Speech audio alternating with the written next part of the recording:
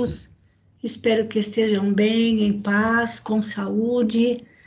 Agradecendo a Deus a oportunidade desse estudo na quarta-feira à noite, do nosso NEP Eurípides Barçanufo. Agradecendo pela companhia de vocês, agradecendo a companhia dos bons espíritos, auxiliando-nos na compreensão dessas leituras, e agradecendo também a companhia dos amigos espirituais e de todos aqueles que, de uma forma ou de outra, estão aproveitando lições tão maravilhosas na nossa vida. Nós desejamos e rogamos à equipe espiritual da nossa casinha de oração que possa passar, que os bondosos amigos espirituais possam passar pela casa de cada um de nós, trazendo-nos a bênção confortadora do passe e acolhendo os espíritos necessitados de auxílio que porventura estejam nos envolvendo. Então, para iniciar as leituras desta noite, a Ritinha faz a prece de abertura para nós. Pode ser, Ritinha? Sim, Maroísa, pode. Boa noite a todos. Boa noite. Então, vamos, mais uma vez, elevar os nossos pensamentos até Deus, nosso Pai, pedindo a Ele que nos dê a força, a coragem, o entendimento das lições do dia de hoje. E possamos compreender as leituras, essas passagens de Saulo, essa luta para levar a palavra de Jesus, o seu evangelho, a todas as pessoas. Quanta dificuldade que ele encontrou em seu caminho para levar adiante o seu trabalho, o seu objetivo. E nós, com tantas facilidades que temos, no conforto da nossa casa, nós podemos usufruir desse estudo, dessas palavras, desses ensinamentos. Então, que possamos realmente aproveitá-los, colocar dentro do nosso coração, colocá-los em prática. Todas essas lições que ao longo desse tempo, que já vai para um ano de estudo do livro, e que estamos caminhando uma jornada longa, mas de grande ensinamento. Que Deus continue nos abençoando, nos dando essa coragem, essa força, e para que a gente possa continuar nesse ritmo, nessa toada, levando a palavra a quem quiser ouvir. Que todos os irmãos que estão presentes aqui, encarnados e desencarnados, possam usufruir de tudo isso que Deus nos concede mais uma vez. Muito obrigada, Senhor. Que Deus nos abençoe. Que assim seja. Obrigada, Ritinha. Bem lembrado que nós estamos já para completar um ano desse estudo. Esse é o nosso estudo de número 52. Significa que já passamos por 52 semanas, o que equivale a um ano, né? Porque o ano tem 52 semanas. E nós começamos no dia 7 de julho do ano passado. Sim. Então, na próxima quarta-feira, dia 6, completamos um ano estudando Paulo e Estevão, tá bom? Então, só temos que agradecer tantos ensinamentos, né, gente? E nós estamos aprendendo de tudo um pouco, né? Nós estamos aprendendo de história, nós estamos aprendendo geografia, nós estamos aprendendo língua portuguesa, com palavras tão desconhecidas do nosso dia a dia, estamos aprendendo a conhecer personagens maravilhosos na trajetória da lição de Jesus aqui no nosso planeta. Então, eu vou fazer aquele vai e vem do Paulo aqui no Skype, porque eu vou trocar de tipo de arquivo, e nós ainda estamos no capítulo 4, que é da segunda parte, que é um capítulo bem extenso, e paramos no capítulo de número 40, mas antes disso, só dando uma repassadinha, né, gente, qual foi o momento em que nós paramos, no pedacinho em que Saulo Barnabé e João Marcos, que era sobrinho de Barnabé, despediram-se dos irmãos lá de Antioquia e foram a caminho de Seleucia. E foram caminhando, e às vezes, caminhando às vezes ali pelas margens do rio Orontes. Falamos várias vezes que o rio Orontes cruza a cidade de Antioquia, até desaguar no mar Mediterrâneo, onde, nessa região, Seleucia, que não tem mais esse nome, tem somente ruínas. E próxima a essas ruínas, a cidade que tem no local hoje tem outro nome. Mas ali havia um pequeno porto, né, para que as pessoas pudessem cruzar ali o mar Mediterrâneo, porque todas aquelas ilhotas, todas elas eram habitadas, e mesmo para ir de um local para outro, sem fazer um percurso tão grande a pé. E depois de Seleucia, chegando em Seleucia, pegaram uma embarcação e foram para Chipre. Falamos também dessa ilha bem grande que atualmente ela é dominada por 2 países, e a parte sul é da Grécia e a parte norte é dominada pela Turquia, e foi ali que nós paramos, certo? Então, a partir desse pedacinho, antes de você começar, Ritinha, eu já quero só fazer mais um comentáriozinho aqui. Lembrando que eles iam primeiro passar na cidade onde Barnabé havia deixado seus familiares. E essa cidade, para onde eles foram, a primeira cidadezinha em Chipre, chamada de Citium. Mas o nome também não é o mesmo hoje, era outro nome. E dali eles foram seguindo o caminho até chegar numa cidade, a principal da ilha, chamada Neopafos. Então, Ritinha, antes de você começar, eu vou abrir o Google Earth. Só diz para mim se apareceu a imagem aí para vocês. Sim, tá aparecendo. Sim, tá. Então, sim. Vamos lá. Tá, vamos lá rapidamente, né, fazer aquela viagem virtual bem rápida, para a gente se localizar, que nós vamos precisar muito dessas localizações, porque agora Saulo vai começar com as suas viagens, né, gente? Então, aqui, olha, a ilha de Chipre, como a gente pode ver aqui, olha, tá vendo? Ela tem uma divisão, ao norte é da Turquia e o sul é grego. E na época era tudo domínio romano, né, gente? Não pode esquecer que tudo isso aqui era domínio do Império Romano. Então, vamos chegar mais um pouquinho aqui no Zoom para lembrar de onde eles saíram, olha. Vamos pegar aqui, ó, pera lá. Eles saíram daqui, ó. Vou abrir mais pertinho ainda, ó, para poder enxergar melhor. Eles saíram, atualmente não é mais Antioquia, o nome do lugar, da cidade, é Antáquia. E descendo, mais ou menos acompanhando a trajetória do rio Orontes, embora ele faça um zigue-zague muito grande, eles chegaram às margens, na desembocadura, no estuário, na foz do rio. A foz do rio é aqui, ó. Tá dando para enxergar, ó, aqui é o rio Orontes. E é aqui que ele deságua no mar Mediterrâneo. E aqui nessa região não é mais chamado de Seleucia, e sim aqui, ó, Samandag.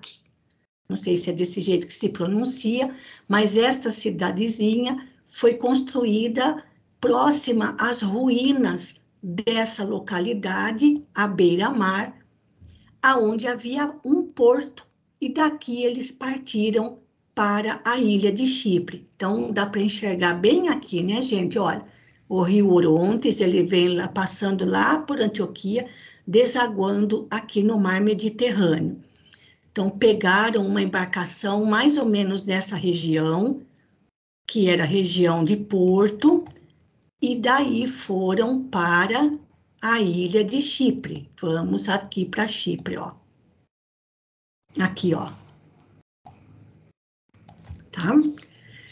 Quando chegaram em Chipre, eles foram para onde? Para uma cidadezinha que se chamava Citium, mas hoje não é mais esse nome. É esse aqui, olha.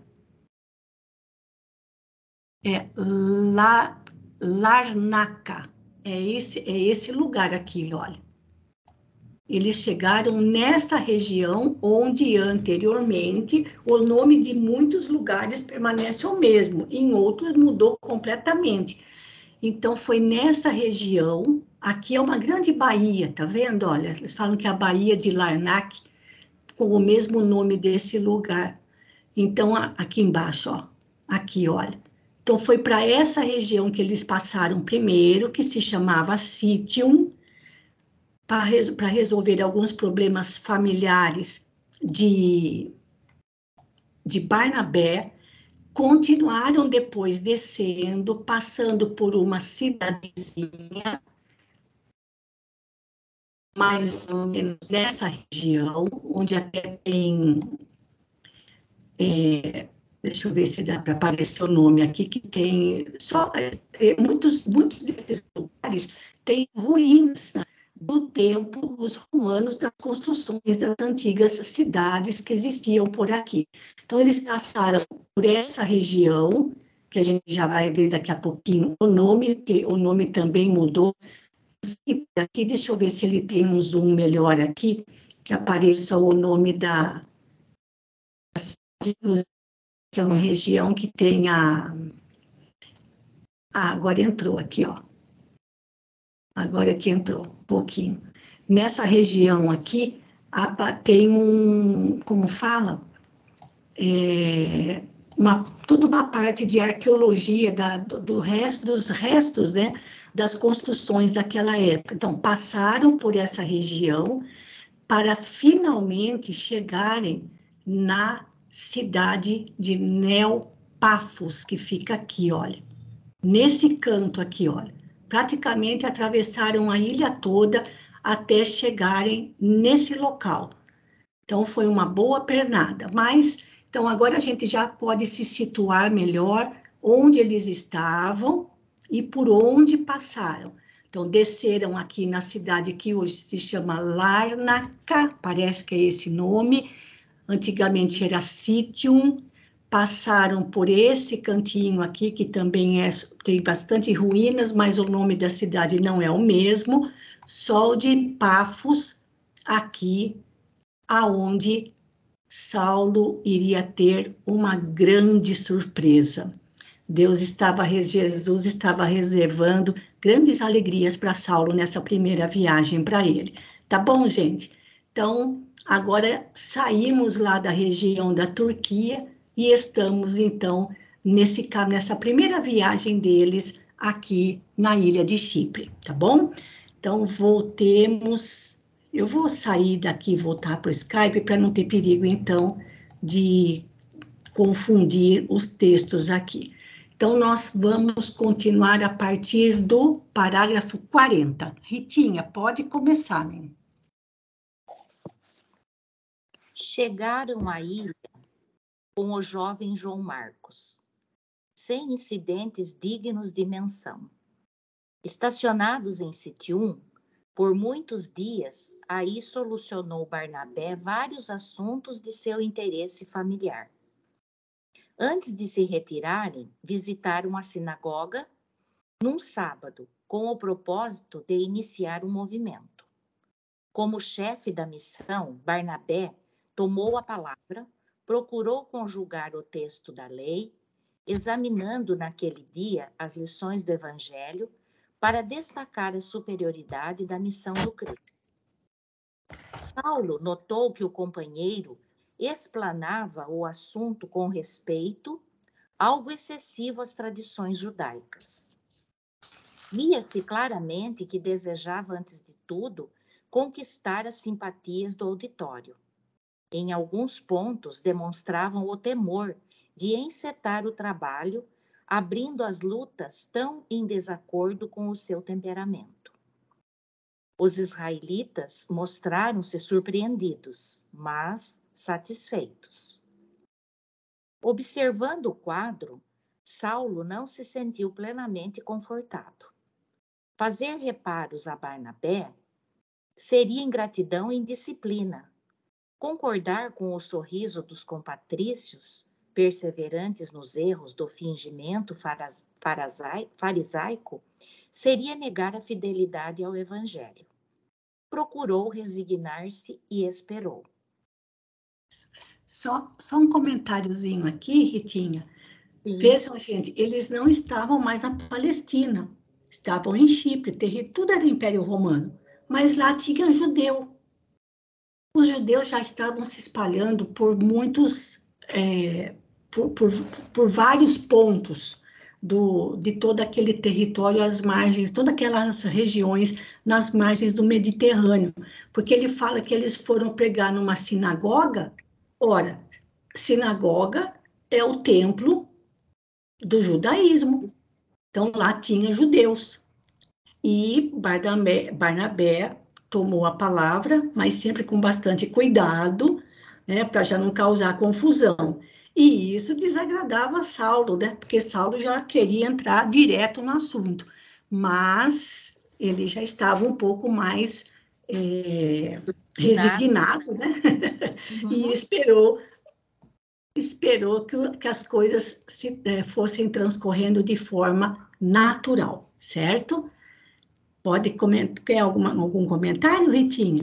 Não era isso que eu ia falar mesmo, mas tudo bem, vamos lá. Então, tá. A missão percorreu numerosas localidades entre vibrações de largas simpatias. Em Amatonte... Esse Amatonte, era isso que eu queria mostrar. Deixa eu ver se dá para enxergar aqui melhor. Espera aí, ó. Tá vendo? Eu vou... Espera um pouquinho. Espera aí que já dá para a gente visualizar melhor aqui. Espera aí. Aqui, ó. Olha, é aquele lugarzinho que eu mostrei, mais pro sul aqui da ilha. Eles vieram para cá primeiro, agora eles estavam nesse lugarzinho aqui, olha, tá vendo? Ó? Tá bom? Foi ali que eles passaram. Hoje o nome está um pouquinho diferente, mas ali tem um... Oh, meu Deus, não é sítio arqueológico, agora eu não consigo lembrar, mas enfim, lá tem bastante ruínas das construções romanas daquela época. Então, pode continuar, Ritinha. Então, em Amatonte, os mensageiros da Boa Nova demoraram mais de uma semana. A palavra de Barnabé era profundamente contemporizadora. Caracterizava-se em tudo pelo grande cuidado de não ofender os melindres judaicos. Depois de grandes esforços, chegaram a Neopafos, que é onde você mostrou, né? Isso, vamos lá rapidinho de novo. É um pouquinho mais para baixo. Tá lá, ó. Vamos ver se dá para enxergar bem aqui. Deixa eu aumentar bastante aqui. Tá aí, dá para enxergar onde que tá o Neopafos aqui, ó. Aqui, ó, tá vendo? Ó, bem aqui no cantinho sul aqui da ilha, tá bom? Já sabemos onde estamos. Pode continuar. Depois de grandes esforços, então chegaram a Neopafos, onde residiam o procônsul. A sede do governo provincial era uma formosa cidade cheia de encantos naturais e que se assinalava por sólidas expressões de cultura. O discípulo de Pedro, porém, estava exausto. Nunca tivera labores apostólicos tão intensos. Conhecendo-se a deficiência do verbo de Saulo nos serviços da igreja de Antioquia, temia confiar ao ex-rabino as responsabilidades diretas do ensinamento. Não obstante, sentir-se cansadíssimo, fez a pregação na sinagoga no sábado imediato à chegada. Nesse dia, entretanto, ele estava divinamente inspirado. A apresentação do Evangelho foi feita com raro brilhantismo. O próprio Saulo comoveu-se profundamente. O êxito foi inexcedível. A segunda assembleia reuniu os elementos mais finos. Judeus e romanos aglomeravam-se ansiosos. O ex-levita fez nova apologia do Cristo, bordando conceitos de maravilhosa beleza prazerosamente, e todas as consultas... Peraí, Ritinha, deu uma pulada aqui, ó, de beleza espiritual. Ele fez apologia do Cristo, bordando conceitos de maravilhosa beleza espiritual. O ex-doutor da lei, com os trabalhos informativos da missão, atendia prazerosamente a todas as consultas, pedidos e informações. Nenhuma cidade manifestara tamanho interesse. Quanto àquela, os romanos, em grande número, iam solicitar esclarecimentos quanto aos objetivos dos mensageiros. Recebiam notícias do Cristo, revelando júbilos e esperanças. Desfaziam-se em gestos de espontânea bondade. Entusiasmados com o êxito, Saulo e Barnabé organizaram reuniões em casas particulares, especialmente cedidas para esse fim pelos simpatizantes da doutrina de Jesus, onde assentaram formoso movimento de curas. Com alegria infinita, o tecelão de Tarso viu chegar a extensa fileira dos filhos do Calvário. Eram mães atormentadas, doentes desiludidos, anciães sem nenhuma esperança, órfãos sofredores que agora procuravam a missão. A notícia das curas, julgadas impossíveis, encheu Neopafos de grande assombro. Os missionários impunham as mãos, fazendo preces fervorosas ao Messias Nazareno, de outras vezes distribuíam água pura em seu nome. Eu queria perguntar, Maroísa, que nesse trecho aqui, ele fala, né, da fala que ele fez, né, lá na Assembleia, lá, e todos ficaram, né, assim, admirados de ver o tamanho do conhecimento dele, o envolvimento que ele teve em fazer aquela preleção. E lá, como você falou, era uma igreja judaica, mas tinha bastante romanos, não tinha? Tinha mais romanos do que qualquer outra coisa, né, Ritinha? A maioria eram romanos, né? Romanos, gregos e os judeus misturados.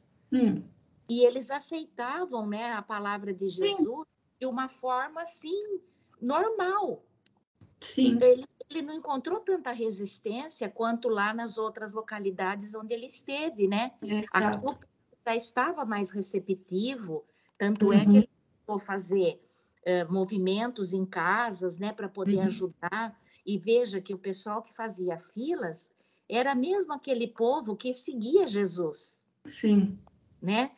Os que precisavam de ajuda, os que estavam doentes. Então, o povo de lá, eles eram mais receptivos, né, ao evangelho. Sim, por incrível que pareça, né? Pareça, né? Sim. Tá certo. Pode continuar. Extremamente cansado e achando que o novo auditório não requeria maior erudição, Barnabé encarregou o companheiro das pregações de Boa Nova, mas, com grande surpresa, verificou que Saulo se modificara radicalmente. Seu verbo parecia inflamado de nova luz. Tirava do evangelho ilações tão profundas que o ex-levita o escutava agora sem dissimular o próprio espanto.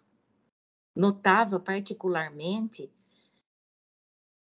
o carinho do ex-doutor no apresentar os ensinamentos do Cristo aos mendigos e sofredores. Falava como alguém que houvesse convivido com o Senhor por largos anos. Referia-se a certos lances das lições do mestre com um manancial de lágrima nos olhos. Prodigiosas consolações derramavam-se no espírito das turbas.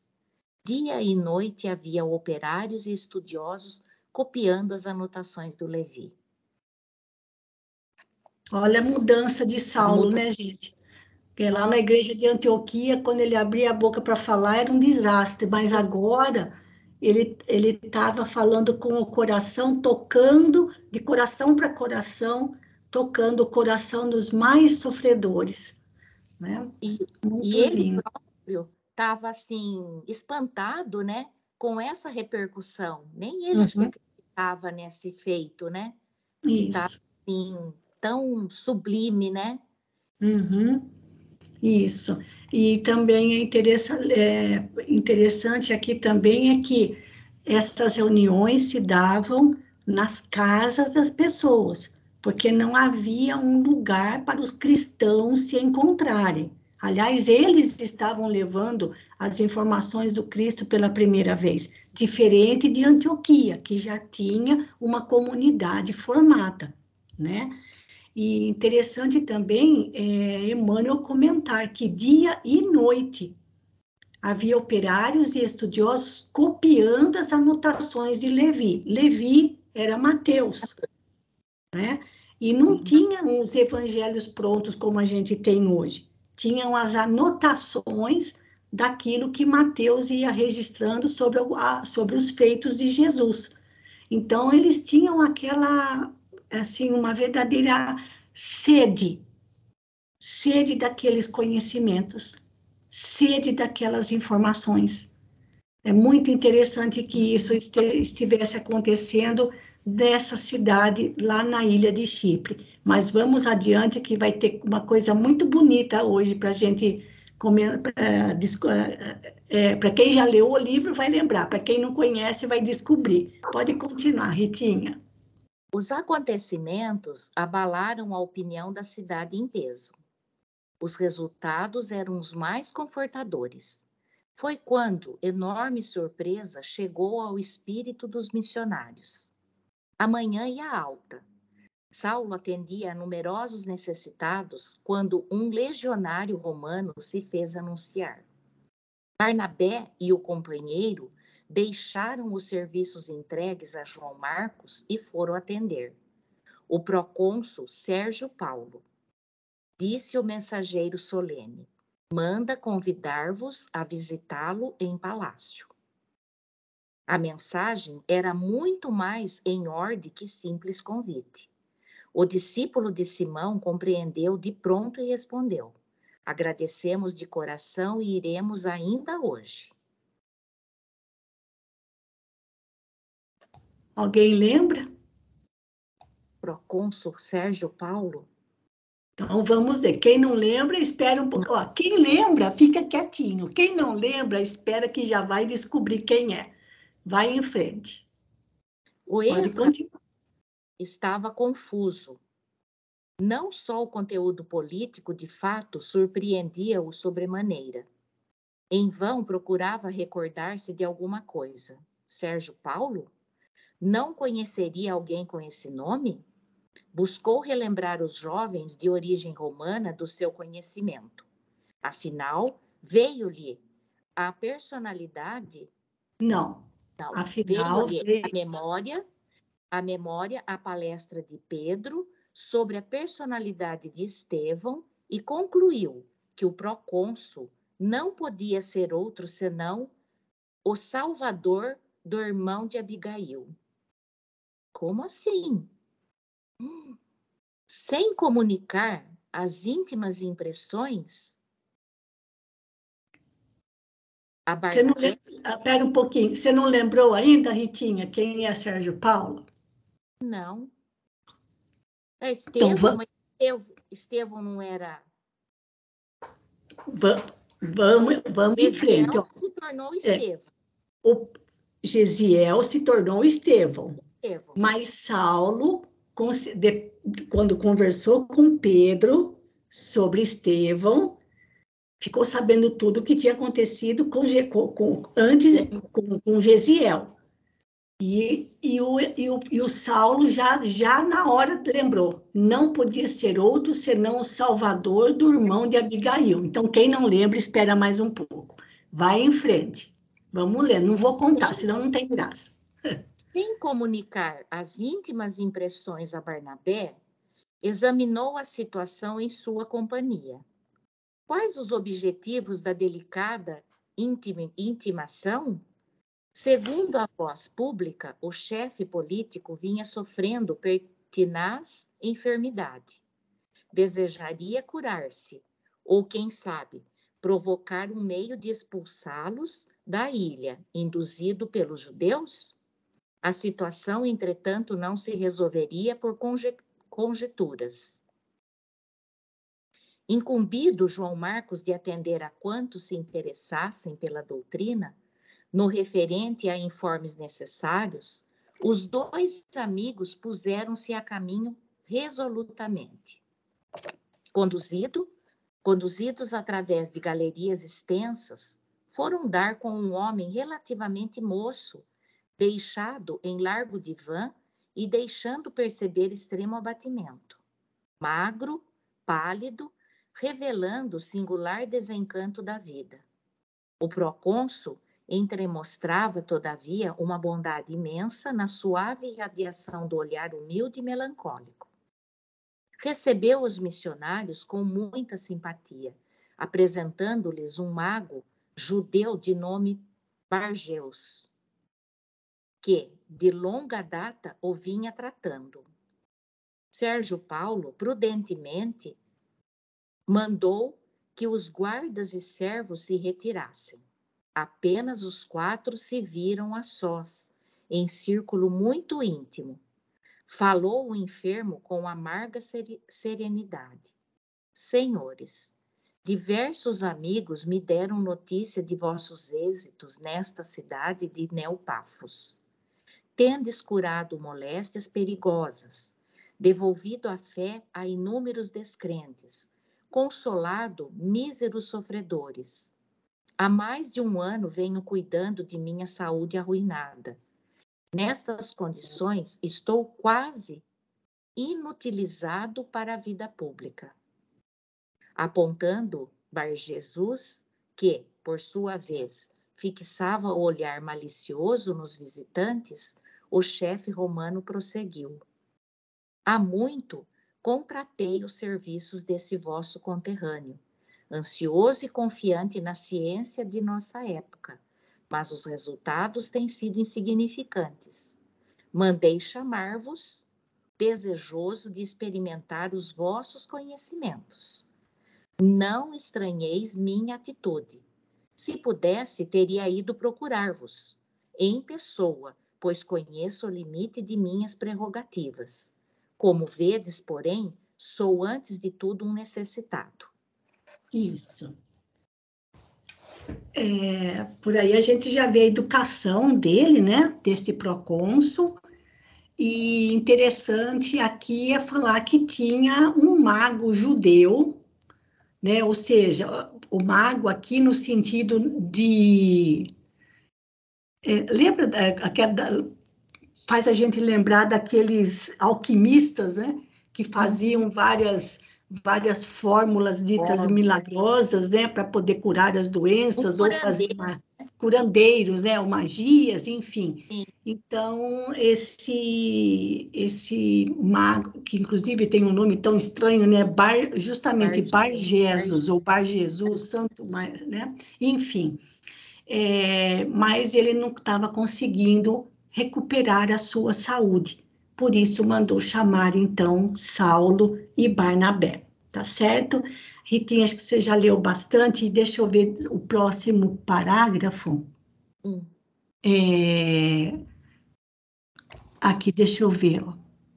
Isso, que daí eu acho que já vou passar para a Lenita, tá bom, Ritinha? Que acho que já deu uma meia hora já que você está lendo, tá bom?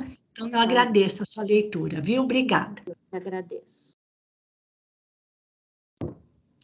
Pode continuar, Lenita. Saulo ouviu aquelas declarações profundamente comovido pela bondade natural do ilustre enfermo. Barnabé estava atônito, sem saber o que dizer. O ex-doutor da lei, entretanto, senhor da situação e quase certo de que a personagem era a mesma que figurava na existência do mártir vitorioso, tomou a palavra e disse convictamente: Nobre cônsul, temos conosco, de fato, o poder de um grande médico. Podemos curar quando os enfermos estejam dispostos a compreendê-lo e a segui-lo. Quer dizer, se você tiver fé e seguir o que o nosso mestre, provavelmente você será curado também, né? Uhum. Mas quem é ele? Perguntou o enfermo. Chama-se Cristo Jesus. Sua fórmula é sagrada, continuava o tecelão com ênfase, e destina-se a medicar, antes de tudo, a causa de todos os males. Como sabemos, todos os corpos da terra terão que morrer. Assim, por força de leis naturais inelutáveis, jamais teremos nesse mundo absoluta saúde física. Nosso organismo sofre a ação de todos os processos ambientes. O calor incomoda, o frio nos faz tremer, a alimentação nos modifica, os atos da vida determinam a mudança dos hábitos, mas o Salvador nos ensina a procurar uma saúde mais real e preciosa, que é a do espírito. Possuindo-a, teremos transformado as causas de preocupação de nossa vida e habilitamo-nos a gozar a relativa saúde física que o mundo pode oferecer nas suas expressões transitórias. Muito bonito isso que ele falou, Muito. né? Já falou da vida espiritual, né? Que aqui é só uma passagem. Uhum. Que diferença do Saulo do começo, né? Pois é. Realmente. Enquanto Barjesus, irônico e sorridente, escutava o introito, Sérgio Paulo acompanhava a palavra do ex-rabino, atento e comovido. Contudo, como encontrar esse médico? Perguntou o procônsul, mais preocupado com a cura do que com o elevado sentido metafísico das observações ouvidas. Ele é a bondade perfeita, esclareceu Saulo de Tarso, e sua ação consoladora está em toda parte. Antes mesmo que o compreendamos, cerca-nos com a expressão de seu amor infinito. Observando o entusiasmo que o missionário tarsense falava, o chefe político de Pafos, buscou a aprovação de Barjesus com um olhar indignador.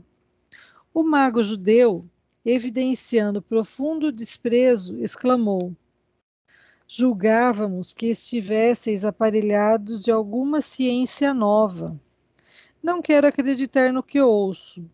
Acaso me supondes um ignorante relativamente ao falso profeta de Nazaré? Quer dizer, o mago lá, o feiticeiro, já sabia de quem eles estavam falando, né? Uhum. Ousais franquear o palácio de um governador em nome de um miserável carpinteiro? Saulo mediu toda a extensão daquelas ironias, respondendo sem se intimidar: Amigo, quando eu afivelava a máscara farisaica, também assim pensava, mas agora conheço a gloriosa luz do Mestre, o Filho do Deus vivo. Essas palavras eram ditas num tom de convicção tão ardente que o próprio charlatão israelita se fizera lívido. Barnabé também empalidecia, enquanto o nobre patrício observava o ardoroso pregador com visível interesse. Depois de angustiosa expectativa, Sérgio Paulo voltou a dizer: não tenho o direito de duvidar de ninguém, enquanto as provas concludentes não me levam a fazê-lo. Quer dizer, ele estava tão, ele sempre foi, né? Desde o começo, ele sempre foi uma pessoa boa, tudo, né? Uhum. E ele não se achava no direito de duvidar de ninguém. Sim, Ele acreditar, pelo jeito, ele ia acreditar em qualquer um que aparecesse ali falando que ia curá-lo, né? sim. E procurando fixar a fisionomia de Saulo, que lhe enfrentava o olhar perquiridor, serenamente continuou: falais desse Cristo Jesus, enchendo-me de assombro. Alegais que a sua bondade nos assiste antes mesmo de o conhecermos. Como obter uma prova concreta dessa afirmativa? Se não entendo o Messias, de que sois mensageiro, como saber se sua assistência me influenciou algum dia? Olha que Saulo, bonito. Só um sim, minutinho, sim, Lenita. sim. Olha que lindo isso.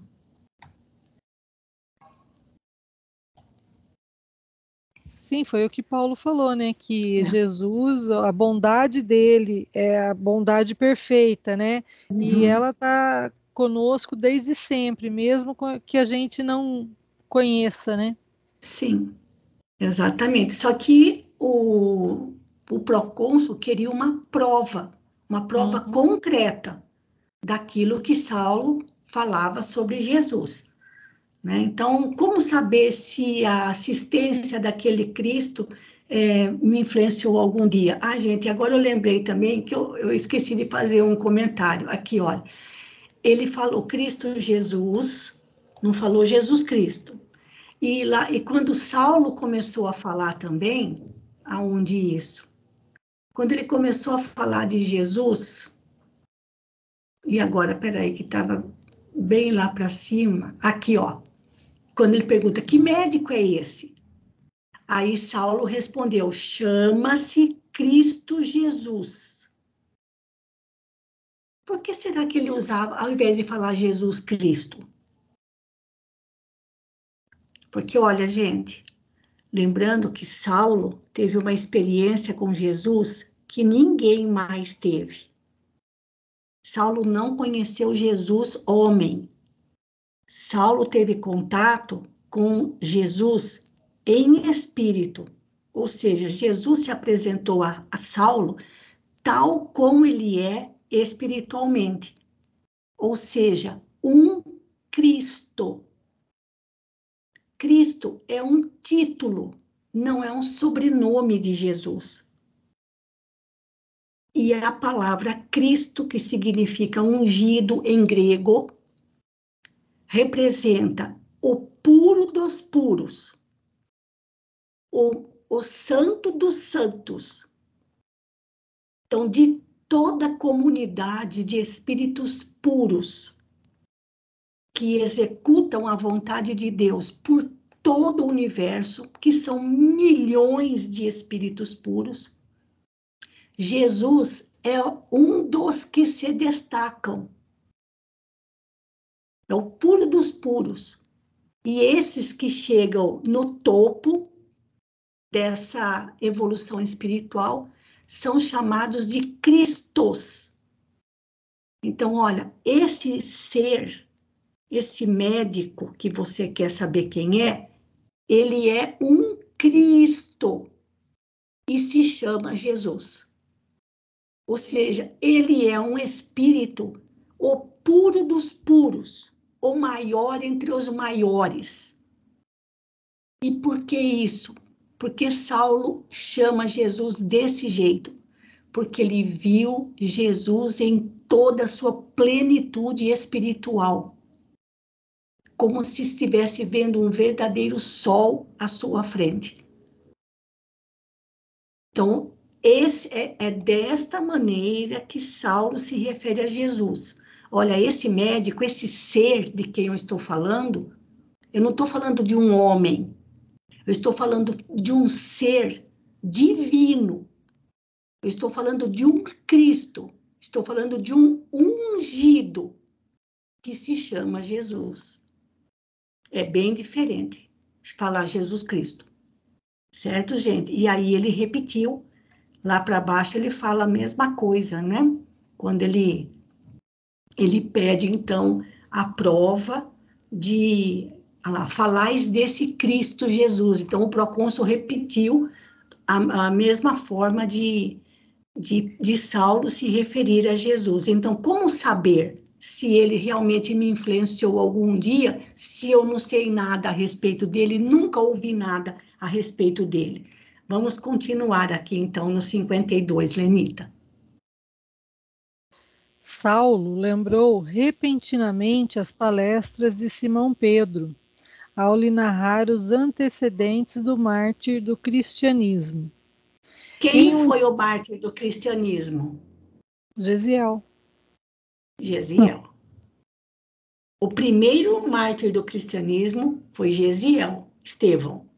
Uhum. Vai lá. Em instante, alinhou os mínimos episódios e, valendo-se de todas as oportunidades para destacar o amor infinito de Jesus, como aconteceu nos menores fatos de sua carreira apostólica, sentenciou com singular entono: Procônsul, ouve-me, para revelar-vos, ou melhor, a fim de lembrar-vos a misericórdia de Jesus de Nazaré, o nosso Salvador, chamarei vossa atenção para um acontecimento importante. E assim, o Saulo, ele tinha certeza de que era a mesma pessoa, né? Só de Sim. ouvir as histórias pelo nome, ele tinha certeza que era a mesma pessoa, né? Sim, mas Barnabé não sabia de nada, né? Não, é. E nem o procônsul estava lembrando do que ele estava Não, falando, né?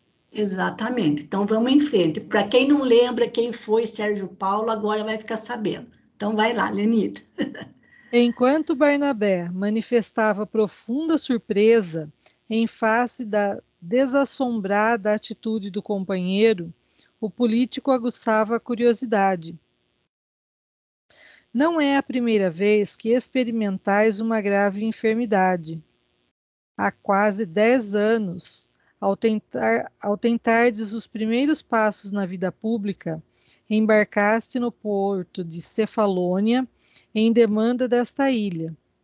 Viajáveis para Citium, mas, antes que o navio aportasse em Corinto, foste acometido de uma febre terrível, o corpo aberto em feridas venenosas. Brancura de cera estampava-lhe o semblante do chefe de Neapafos.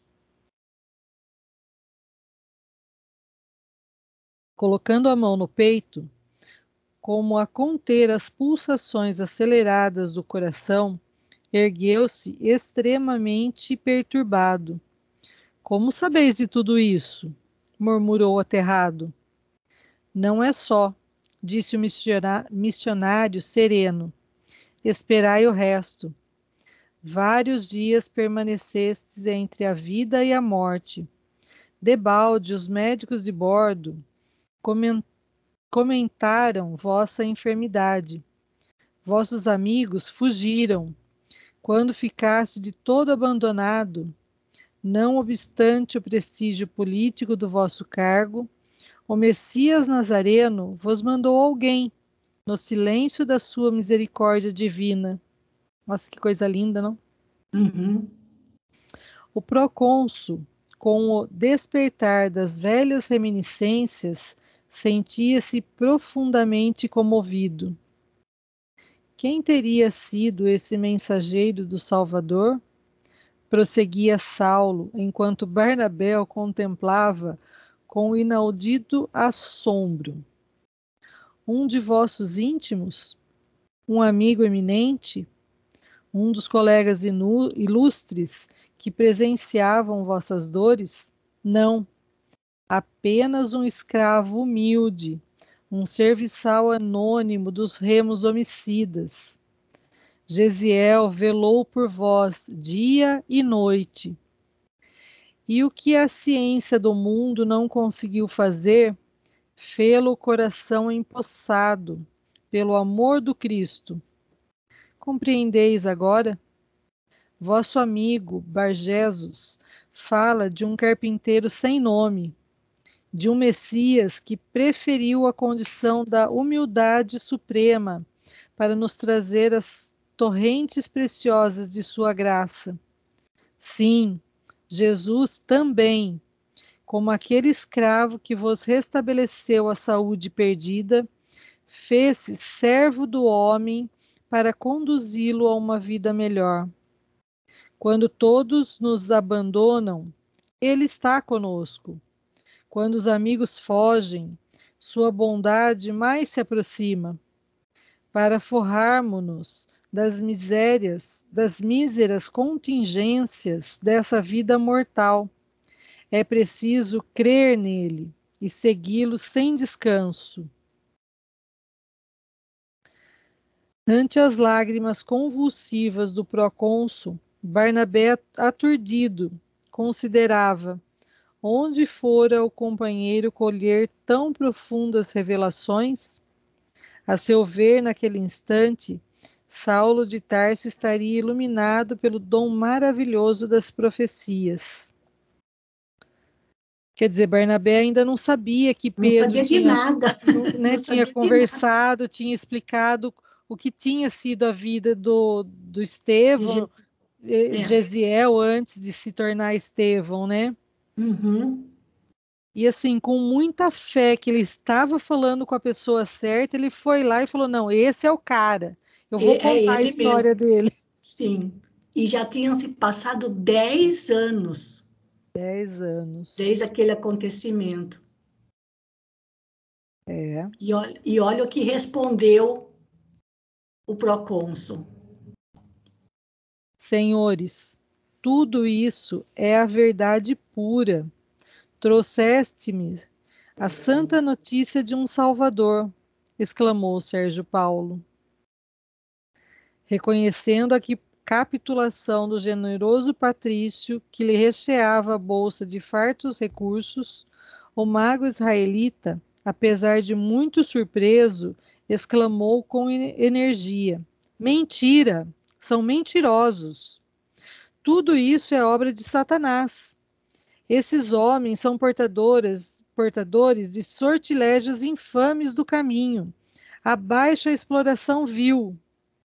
A boca lhe espumava, os olhos rebrilhavam de cólera. Saulo mantinha-se calmo, impassível, quase sorridente. Depois, timbrando forte: acalmai-vos, amigo. A fúria não é amiga da verdade e quase sempre esconde inconfessáveis interesses. Acusai-nos de mentirosos?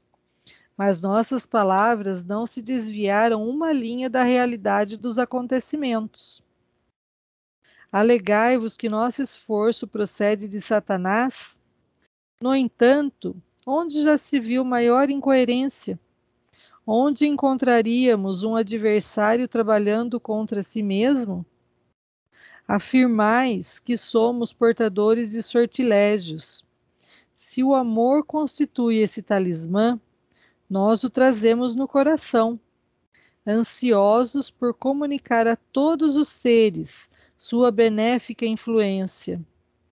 Finalmente, lançai a nós outros a pecha de exploradores salazes, quando aqui viemos chamados por alguém que nos honrou com a sinceridade e confiança, e de modo algum poderíamos oferecer as graças do Salvador a título mercatório. Isso. Gente, antes de continuar, Lenita, gente, vejam as voltas que o mundo dá. depois de 10 anos. Quanto Saulo já tinha sofrido nesses 10 anos, não é?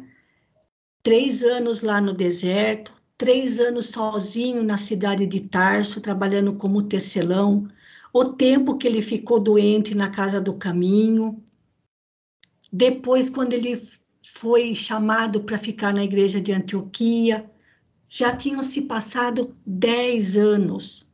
Ninguém sabia da vida particular de Saulo, do envolvimento dele com Gesiel e sendo irmão da sua noiva querida Abigail.